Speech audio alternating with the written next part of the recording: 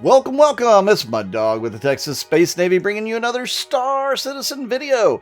And I thought I would bring you the monthly report for November, December. There's quite a bit of stuff in here. I'm going to try to condense it down probably to what I have on my Discord, actually. So if you're not on the Texas Space Navy Discord, you can go ahead and join it. It's a great place to come. We don't do a whole lot on the Discord lately, but we will be using it somewhat in the future for different things. And you guys certainly welcome to join our Discord. So let's dig into what is new in the November, December monthly report. So AI tech. They are extending the capabilities of NPCs to allow operating airlocks and elevators. NPCs will know how to request certain floors, and the base functionality for NPCs driving ground vehicles was completed, so they can get into the seat, find a path, and drive. The new adapter for action areas to specify lightness or darkness, which will influence NPC visual perception. So that's kind of interesting. They are really interesting. Influencing NPC visual audio perception with lightness, darkness, and engine sounds. So that's the AI tech that's been wrapped up or been worked on in November, December. For art on characters and ships, they finished tasks for Frontier workwear and outfits and undersuits. They've got a concept for exploration on fauna and the Duster faction. Of course, they completed the Corsair. They've got 2 unannounced vehicles in white box, an unannounced small ship in white box, and the Crusader Spirit is in white box. So they've really pushed this Crusader Spirit along quite quickly. For engine team, the numerous physics optimizations, they reduced memory usage. They enabled Gen 12 pipeline for 318. They've got an initial draft for new temporal cloud rendering. They completed a version 2 of the P4K data file support with faster access. The Intel P and E-core thread mapping has been rewritten. They fixed multiple video playback bugs, and they increased remote shader compile performance. Moving on to features for Arena Commander. The refactor of the race manager and checkpoint system. So I haven't obviously gotten to explore that yet. I don't think anybody else has yet. We just haven't seen it. But that could be pretty cool. Experimenting adding turrets to Vandal or Pirate Swarm. The racetracks plan to be ported from the PU to Arena Commander.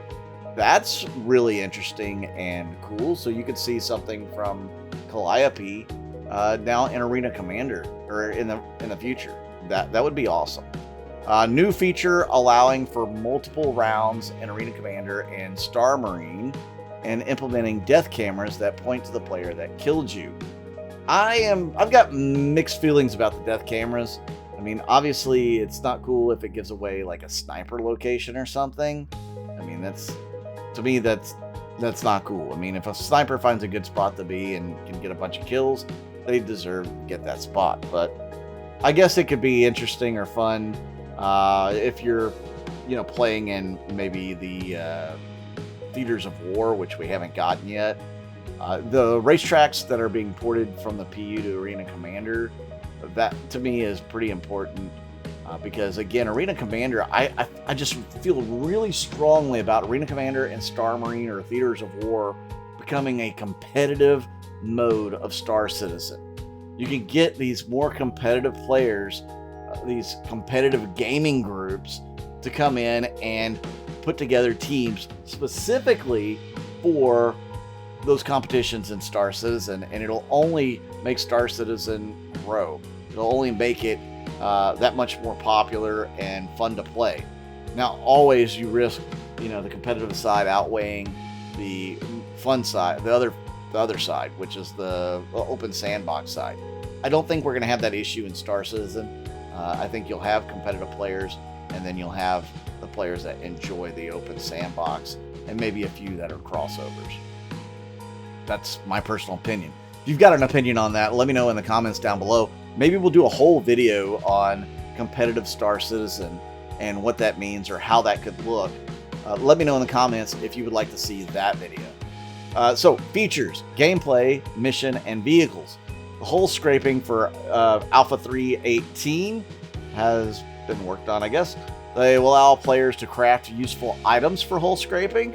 So there has been rumors and people have said they've been able to craft multi-tools. Supported resource management, including life support and artificial gravity. Groundwork has begun for vehicle tractor beams, and they've done a rebalance pass on all mining heads, sub-items, and gadgets, adding new variances for minables. They've adjusted, rebalanced, and fixed issues with SPK, or that's Security Post Korea. Trains slow down and wait for transit ahead of them to prevent overlapping. And new tool allows designers to see how thruster algorithms work on a ship. That's really useful. Lighting. So lighting passes have, they've done lighting passes for the time trial racetracks, Colonial Outpost lighting improvements, and a lighting pass for Jumptown. In-game branding from Montreal. They've rebranded Security Post Korea, and Area 18's navigational signage has been redesigned, and visual identity for this year's ILW. So when that comes up later in the year, they'll have some sort of identity for it. It'll look a little different, maybe. Locations from the EU team. They've run down Pyro space station gameplay, adding new cargo elevators into existing hangars, and the local law office location pre-production has begun.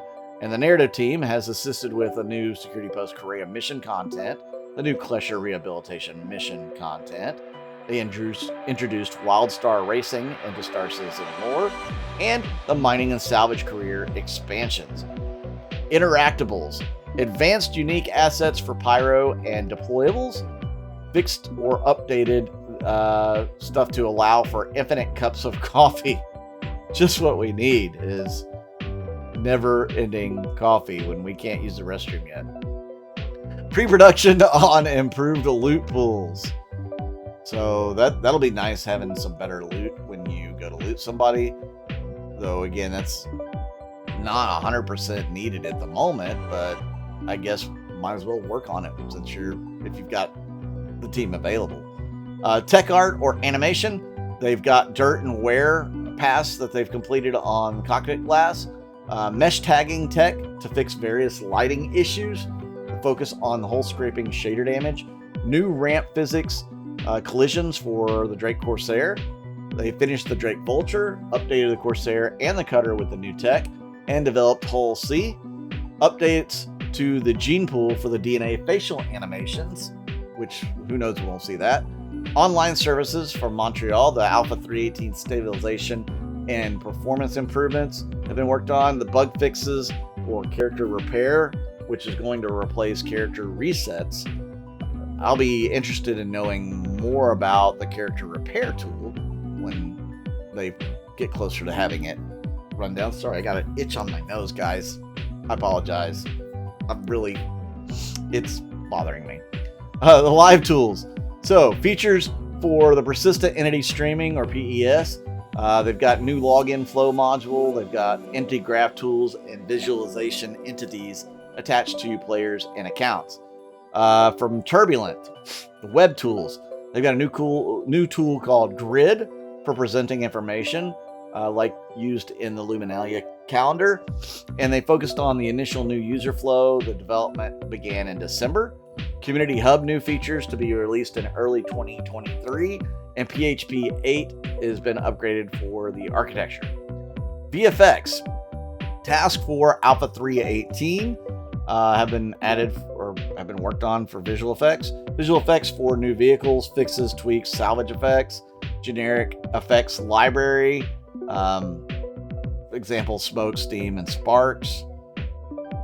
And yeah, it looks like that might be it for the monthly report. They got this little picture down here. What do you guys think of the monthly report? Anything that really stands out to you? Anything you're excited about? Anything you're not so excited about?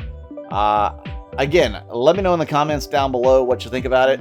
And if you want me to go into the more competitive side, what that may look like for Star Citizen and why I think they should do that, let me know in the comments.